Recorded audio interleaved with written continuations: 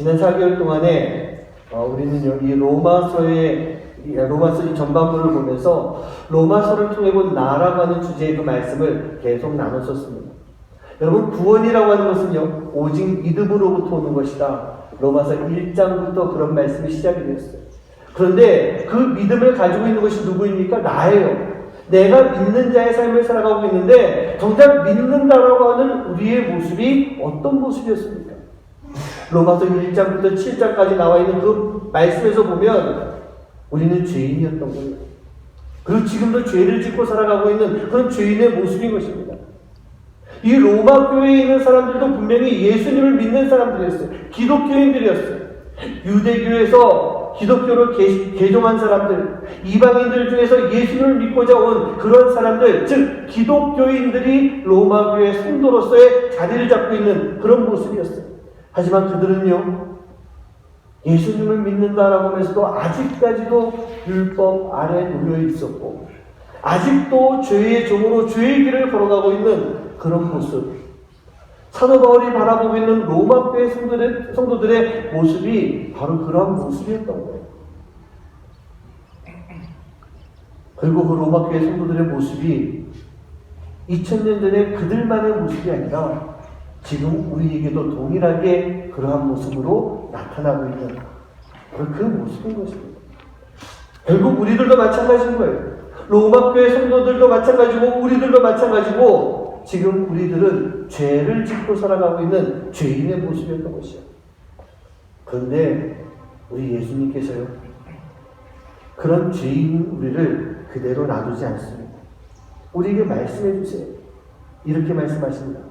그리스도 예수 안에 있는 자에게는 결코 정죄함이 없을 것이다. 그리고 하나님이 우리를 사랑하시는데 누가 우리를 대적하겠느냐 라고 하면서 우리에게 진정한 믿음을 가지고 있을 것을 예수님께서 분명하게 말씀해 주십니다. 믿음을 가지고 있으라는 겁니다. 그 믿음을 가지고 있을 때 그것이 바로 구원의 길이 되는 것이고 의인의 길로 나아갈 수 있는 그런 모습이 되는 거예요.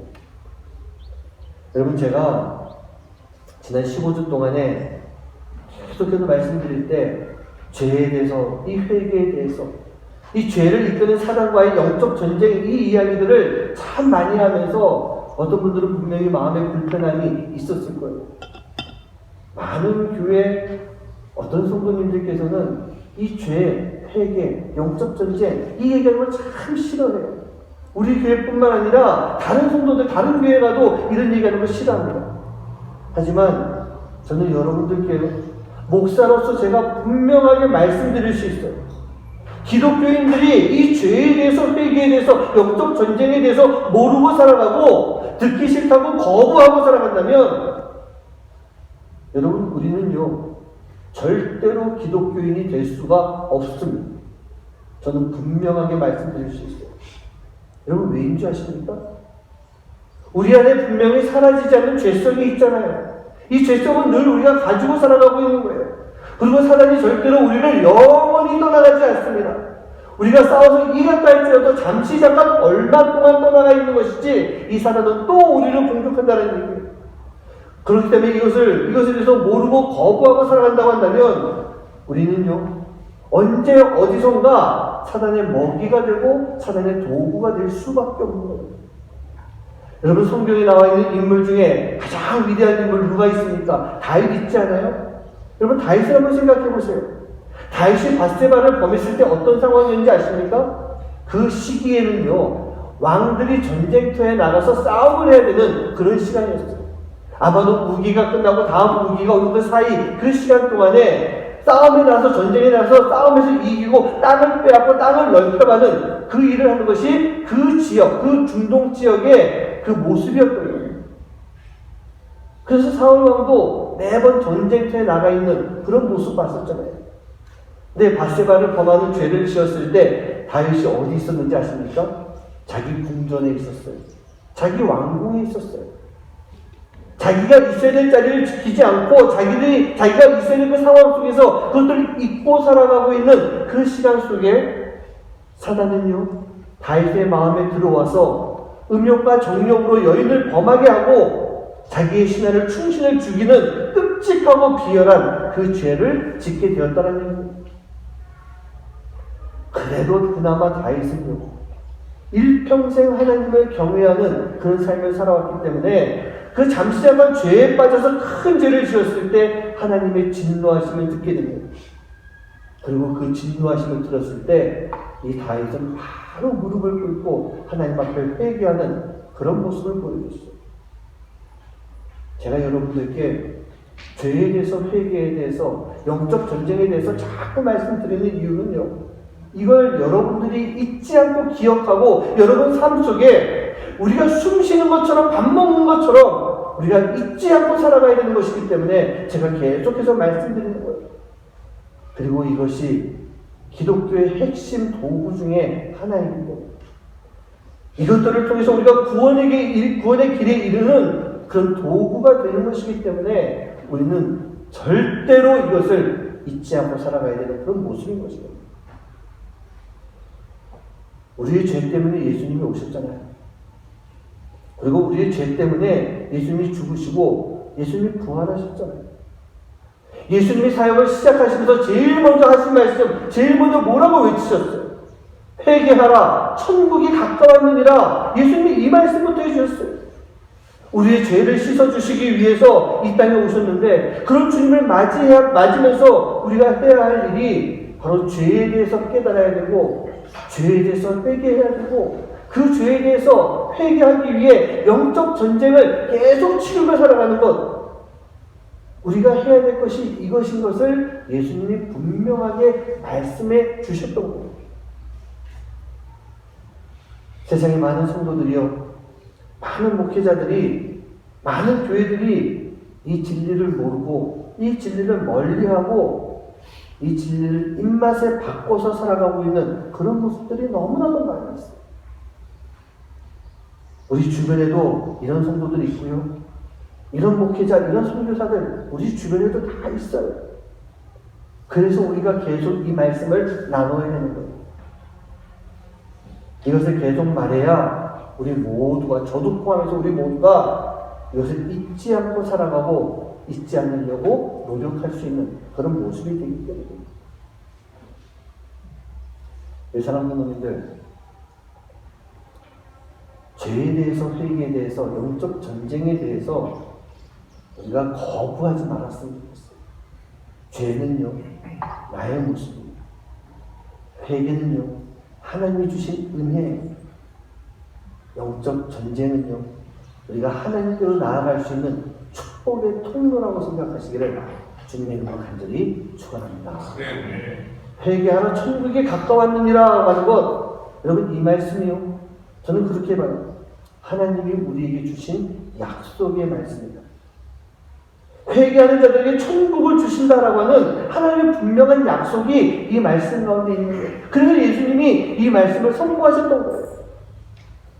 여러분들 혹시 제가 여러분들께 가장 많이 드리는 성경 말씀 구절이 뭔지 아십니까? 제가 숫자를 이렇게 세보진 않았지만 제가 요한복음 3장 16절 말씀을 참 많이 말하는 것 같아요. 제일 중요한 말씀이기 때문에 오늘 한번 같이 한번 읽어볼까요? 자, 함께 합독합니다. 시작. 하나님이 세상을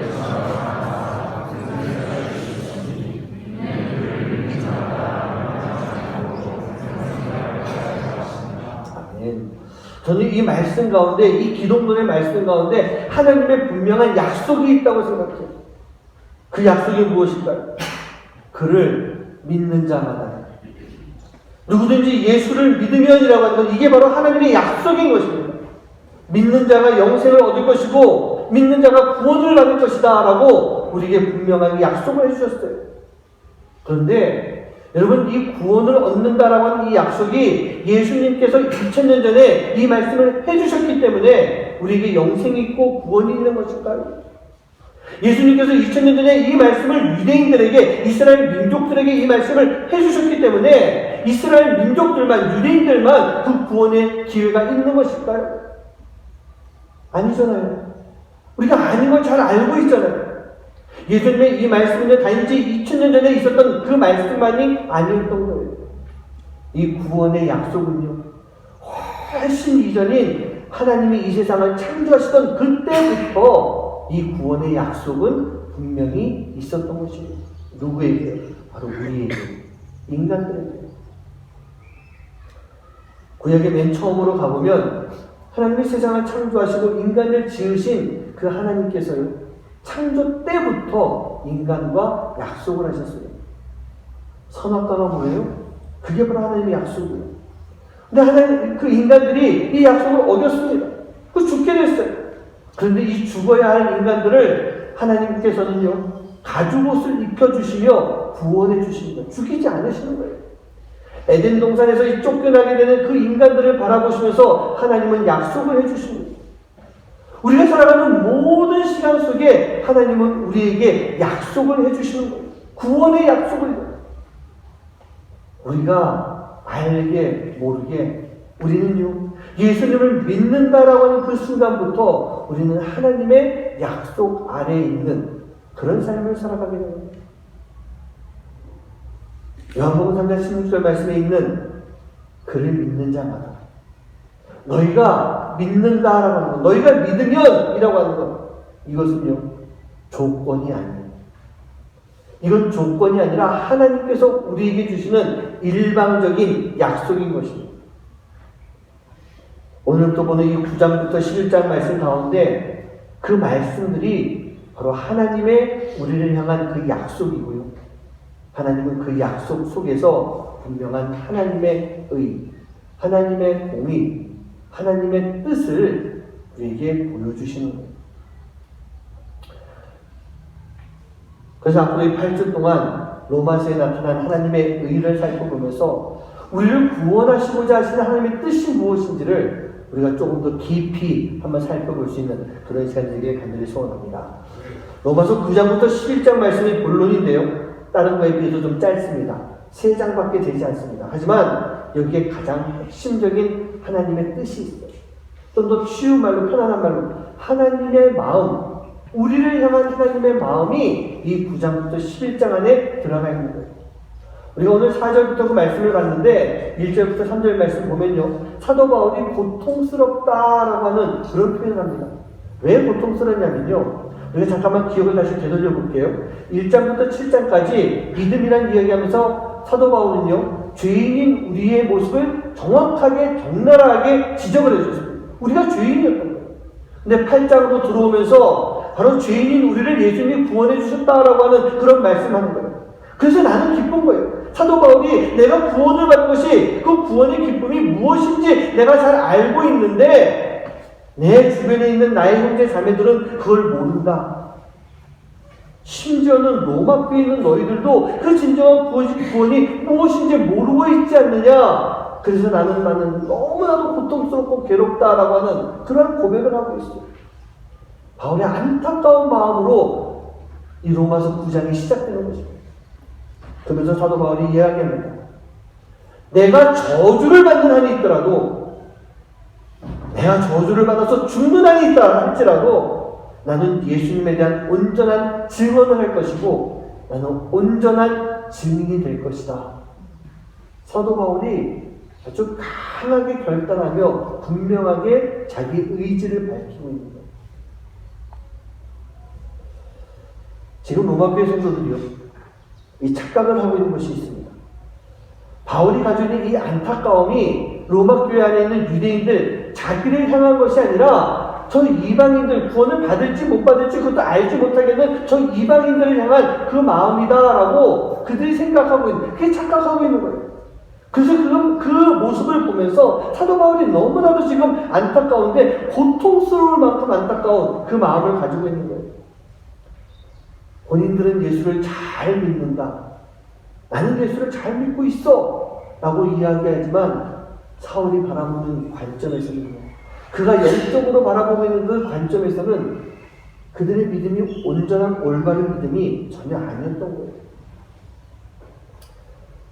하나님은요, 아브라함을 통해서 하나님이 다스리는 나라 이스라엘을 세워주셨습니다. 그리고 그 이스라엘에게 복을 내려주셨어요. 그 복에 대한 내용이 오늘 말씀 4절과 5절 말씀인데요. 우리 한번 같이 한번 읽어봅니다. 어떤 복을 받았는가? 함께 합독합니다. 시작. 그들은 이스라엘 사람이라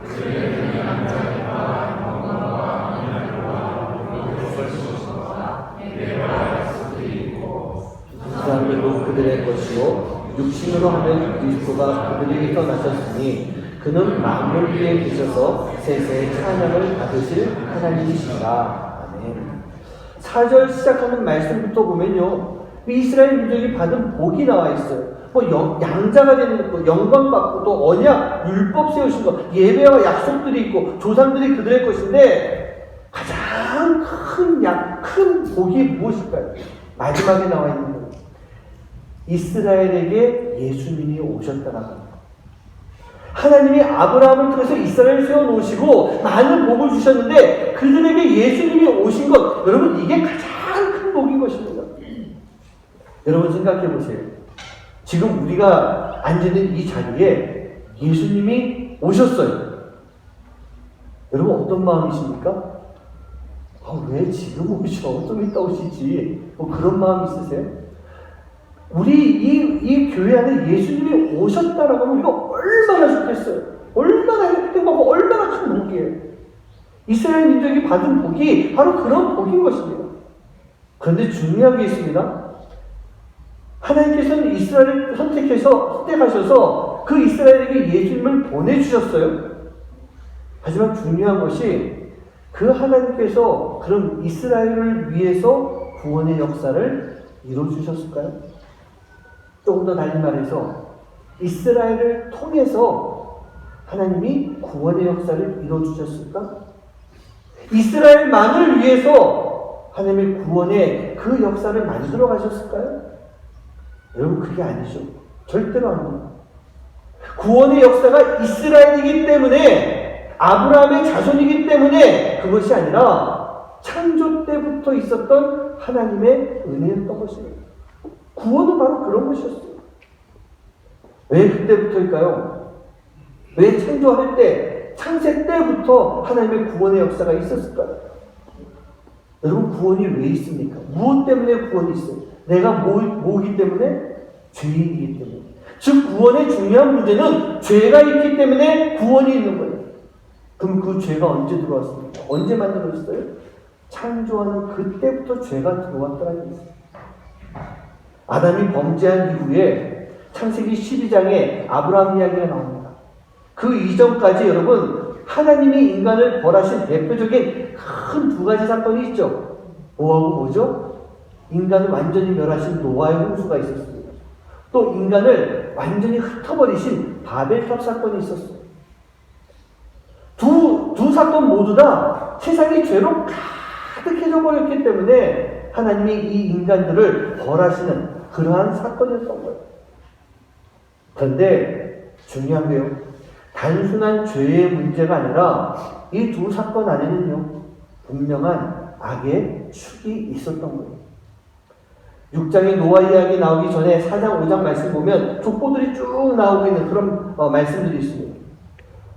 노아 시대 이전부터 보면 두 가지 계열의 사람들이 나오는데, 첫 번째 계열은요, 가인의 계열이에요.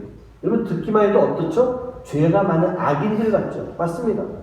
두 번째 계열은요, 아벨이 죽고 난 이후에 아담에게 준 아들 이 셋을 통해서 나타나게 된 셋의 계열 사람들이 있습니다. 그런데 이 가인의 계열이라고 하는 곳에서 라멕이라고 하는 사람이 나오는데요, 이 라멕의 말씀을 보면요, 두 아내를 두었다라고 하는 그런 말씀이 있어요. 여러분, 이것부터가 하나님의 창조 질서를 깨뜨리는 큰 죄인 거예요. 하나님의 창조 질서는 뭐예요? 남자, 여자 둘이 하나가 되어서 가정을 이루는 것, 이게 바로 하나님의 창조 질서예요. 남자에다가 여자 이렇게 뭉쳐지는 것이 아니라 남자와 여자였어요. 남자와 남자도 아니에요. 여자와 여자도 아니고 남자 여자 하나씩 하나가 되는 것, 이게 하나님의 창조 질서라는 얘기였습니다. 근데 라멕이요, 이것을 어기게 되는 큰 죄를 범하면서 그 다음 말씀부터 보고 있으면요, 이 라멕이 힘을 키워서 자신을 대적하는 사람들과 싸워서 자기의 세력을 키워가고 있는, 악의 세력을 키워가고 있는 그 모습을 보여주는 거예요. 말씀 가운데 그런 말씀이 있습니다. 가인에게 해당하는 벌이 7배라면 라멕을 위해서는 70배의 벌을 받을 것이다. 즉 너희가 나를 괴롭히고 나에게 잘못하는 그 일을 하게 되면 너희들 70배 벌을 받을 것이야 라고 경고하면서 자신의 세력을 계속해서 넓혀가고 있는 그런 모습을 볼 수가 있어요. 그게 가인의 세력들, 즉 악한 사람들의 그 세상의 모습이었던 것입니다. 그리고 노아가 등장하는 6장의 말씀에 보면 그 악한 세력들이 계속 번창을 하면서 네피림이라고 하는 그러한 사람입니다.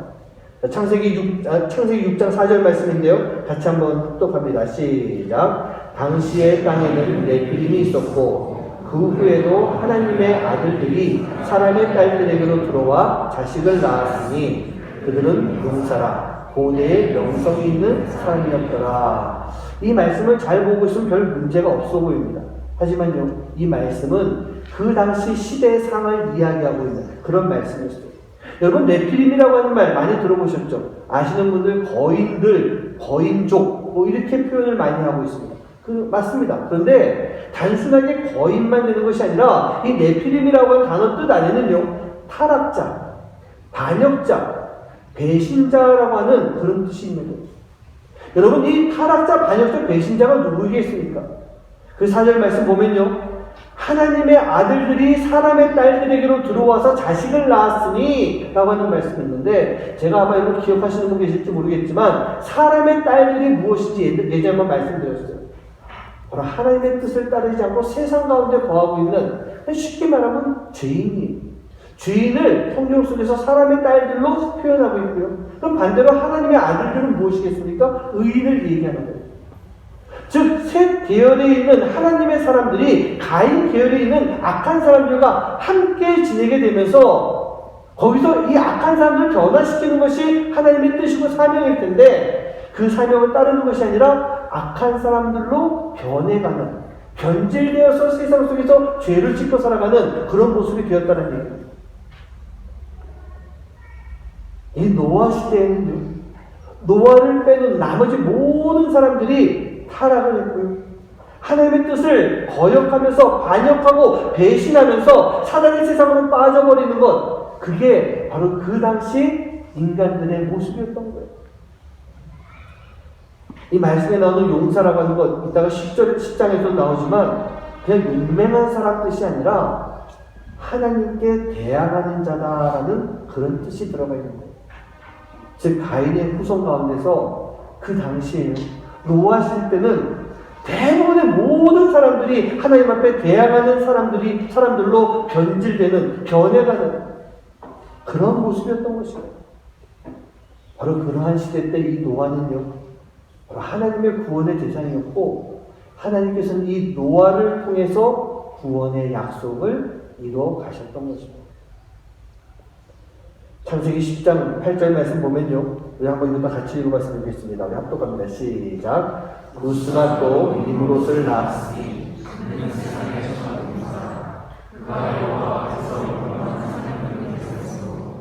속담에 이르기를 아무는 여호와 앞에 니므롯과 같이 용감한 사냥꾼이로다. 네, 앞의 말씀을 봤기 때문에 이 말씀도 결국 좋은 말씀으로 보이지가 않을 겁니다. 니므롯이라고 하는 인물이 나오는데 이는요, 함의 자손이에요. 함의 손자가 그렇습니다. 그런데 이 함이 어떤 사람입니까? 아버지 노아가 술 취해서 벌거벗고 잠든 모습을 보고 밖에 나와서 흉을 보면서 놀렸던 사람이에요. 그래서 이 아버지 노아로부터 저주받은 그런 아들인 것입니다. 이 저주받은 아들 후손에서 니므롯이라고 하는 용사, 하나님을 대적하는 사람이 나오게 되는데, 이 말씀 뒤에 보고 있으면요, 이 니므롯도 마찬가지로 세력을 키워가면서 지금의 중동지방 거의 다 해당하는 이 이스라엘이 포함되어 있는 이 가나안 땅과 그 오른쪽으로 많은 부분까지 그 땅을 차지하면서 세력을 키워가는 거예요. 그리고 그 당시 역사적으로 봤을 때 그때가 바로 이 메소포타미아 문명이 발생하게 되는데, 이 니므롯이요, 그 사전을 찾아보면 메소포타미아의 왕으로 표현되고 있어요. 그리고 이때부터 이 메소포타미아 문명이 전 세계적으로 퍼져나가게 됩니다. 제가 여기에 대한 이야기 나중에 한번 또 따로 드리고 싶어요. 근데 이 메소포타미아 문명이라고 하는 것 자체가 타락한 문명이고, 문명은 문화를 만들어내고 문화가 종교와 함께 나가기 때문에 그 당시 그 종교가 우리가 지금 잘 알고 있는 가나안 땅에 있었던 우상을 섬기는 타락한 종교가 바로 그 종교들이었던 거예요. 그때 세워진 것이 바로 바벨탑인데, 그 그 바벨탑이 세워진 그 지역이요, 바로 이 죄로 타락한 곳이었고 하나님의 심판을 받을 수밖에 없는 그런 지역이었던 거예요. 그런데 하나님께서는 그 지역 한복판에서 아브라함을 불러서요, 똑같이 죄가 가득한 지역인 가나안 땅에 아브라함을 세워놓고 거기에서 이스라엘을 만들어 가셨다는 거예요. 그 아브라함을 통해서 이스라엘을 이루어주셨어요. 그리고 그 이스라엘을 통해서 예수님이 오게 하셨고 그 예수님을 통해서요, 이스라엘만이 아닌 온 인류를 향한 하나님의 구원의 약속, 창세대부터 있었던 그 하나님의 구원의 약속을 바로 이 예수님을 통해서 이스라엘 안에서 그것을 이루어가시는, 그 구원의 약속을 풀어가시는 그 모습을 보여주신 거예요. 지금 로마서에 나오는 이스라엘은요, 이 로마의 지배를 받고 있는 그런 나라였습니다. 그러다 보니까 유대인들 사이에 하나님의 구원이, 이 메시아를 통한 구원이 이제 다 끝났구나, 사라졌구나, 그런 생각을 많이 했던 것 같습니다. 그래서 사도 바울이 오늘 말씀 가운데 9장 6절에서 이런 말씀을 주시는 거예요. 전반부 말씀만 보겠습니다. 그러나 하나님의 말씀이 폐하여진 것 같지 않도다. 이제는 구원이 없는 것 같아, 메시아가 사라진 것 같아 라고 생각하는 그 이스라엘 민족들에게, 로마 교회 성도들에게 하나님의 구원의 약속이 없어진 것이 아니라고, 아직도 그 약속은 유효한 것이다 라고 분명히 이야기해주고 있는 거예요. 그런데 문제가 뭐냐면 그 로마 교회 안에는 유대인들이요, 그 약속의, 그 계속 유효한 약속의 대상이 아브라함의 자손인 하나님께서 택하신 민족인 유대인들, 이스라엘 민족, 우리라고만 생각하고 있는 그런 모습이었던 거예요. 그래서 사도 바울이 6장 하반절부터 8절까지 이렇게 말합니다. 이스라엘에게서 난 그들이 다 이스라엘이 아니요, 또한 아브라함의 씨가 다 그의 자녀가 아니라 오직 이삭으로부터 난 자라야 내 씨라 불리리라 하셨으니 곧 육신의 자녀가 하나님의 자녀가 아니요 오직 약속의 자녀가 씨로 여기심을 받았느니라. 아브라함의 씨가 구원의 대상이 아니다라고 하는 겁니다. 이스라엘 민족이, 이스라엘 민족만이, 유대인만이, 그들만이 구원의 대상이 아니다, 그렇게 분명하게 말씀해주고 있는 거예요. 여러분 보세요.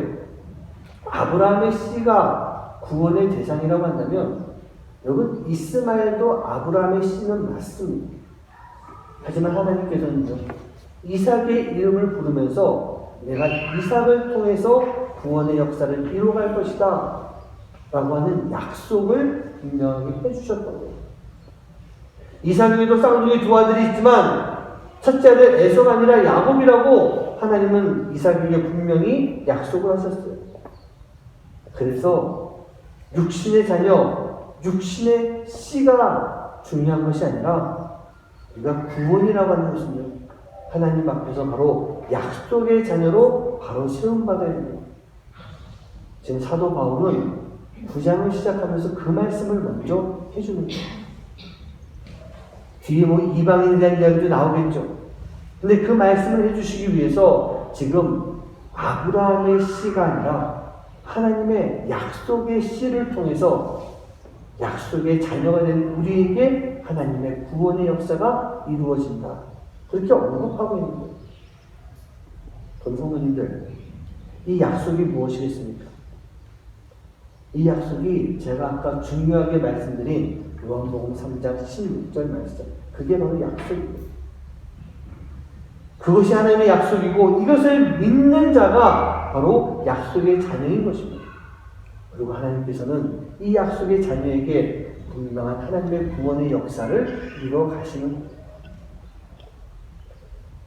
그리고 이 약속의 사람들은요, 바로 악과의 싸움에서 이기고 믿음과 신앙을 지키며 살아가는 그러한 사람들로서 믿음의 사람들에게 주시는 하나님의 구원, 영생을 누릴 수 있는 그런 모습이 되는 것입니다. 사랑하는 분들, 우리가 아브라함의 자손이다라고 하는 그런 얘기를 많이 합니다. 그런데 여러분들은 아브라함의 자손이 되고 싶으십니까? 아니면 하나님의 약속의 자녀가 되고 싶으십니까? 우리는 단순하게 이스라엘에 국한되어져 있는 그런 아브라함의 씨로 인한 그러한 사람들이 아니라 하나님의 그 크신 은혜와 사랑 가운데 구원의 역사, 그 구원의 역사 가운데 동참할 수 있는 바로 하나님의 약속의 자녀가 되는 그런 삶이 되어야 되는 것입니다. 하나님은요, 매 시대마다 하나님의 약속의 자녀들을 분명하게 세워놓으셨어요. 그것을 성경 안에서는요, 남은 자라라고 하는 그런 표현을 하게 됩니다. 세상이 악하고 하나님의 심판이 있을 때마다 하나님은요, 남은 자를 세워주셨어요. 아까 우리 창세기 6장에 나와있던 네피림, 또 사람의 딸들로 가득할 때 노아가 바로 그렇게 남은 자로 세움받은 그러한 사람이었던 거예요. 바벨의 악함이 가득한 메소포타미아 그 지역 가운데 하나님은요, 아브라함이라고 하는 남은 자를 세워주셨어요. 그리고 이스라엘을 만들어주셨고, 그 이스라엘이 노예 삶을 살아갈 때 하나님은 모세를 세워주셨어요. 그 이스라엘 민족이요, 하나님을 원망하고 모세를 죽이려 할 때 하나님은 여호수아와 갈렙이라고 하는 그 믿음의 사람을, 그 남은 자를 세워주셨던 것입니다. 이제 가나안 땅에 들어가서 죄악이 가득한 그 땅 가운데 타락한 삶을 살아가면서 죄 가운데 멸함을 받아야 되는 그 이스라엘 민족들에게요, 하나님은 사사들이라고 하는 사람들을 그때마다 세워주면서 이스라엘의 남은 자 역할을 감당하게 하셨습니다. 이스라엘이 타락을 하고 포로로 전락하기 전과 그 이후에도 하나님은 계속해서 선지자들을 보내주십니다. 그리고 이스라엘의 남은 자로서 이스라엘 향한 하나님의 구원을 끊임없이 계속 선포하게 만들어주셨던 거예요. 그리고 결국 마지막에는요, 당신의 아들 예수 그리스도를 이 땅에 보내주셔서 이스라엘만이 아닌 온 인류를 죄 가운데서 구원하시고자 하시는 그 일을 감당하도록 해주셨던 겁니다. 이게 바로 하나님께서 약속을 이어가시는 방법이고 그 하나님의 모습인 것입니다.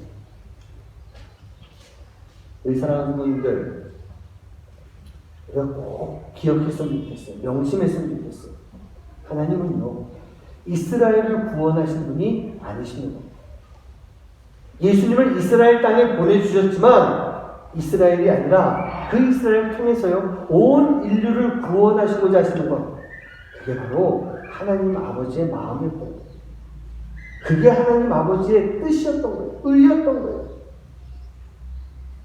약속을 통해서 하나님의 의를 지금까지 견고하게 잘 이어오셨고, 앞으로도요, 하나님은 분명히 남은 자들을 통해서 그 약속을 이어가시는 그런 모습이 되는 것입니다.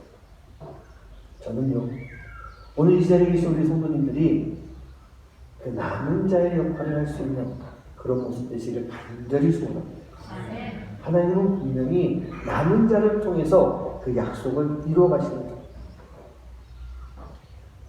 우리 성도님들, 우리 하나님께서 그 약속을 이루어 주신다는데 어찌 보면 그 약속이라고 하는 것은요, 아주 일방적인 약속이 되어 있습니다.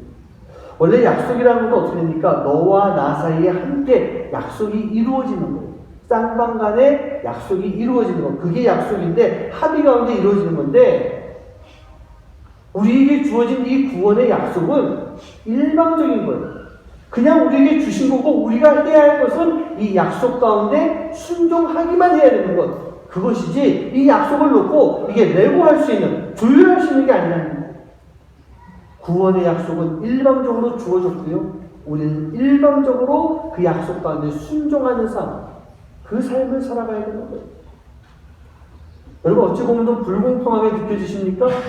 왜 우리가 일방적으로 받고 일방적으로 순종만 해야 되냐고요? 괜찮습니다.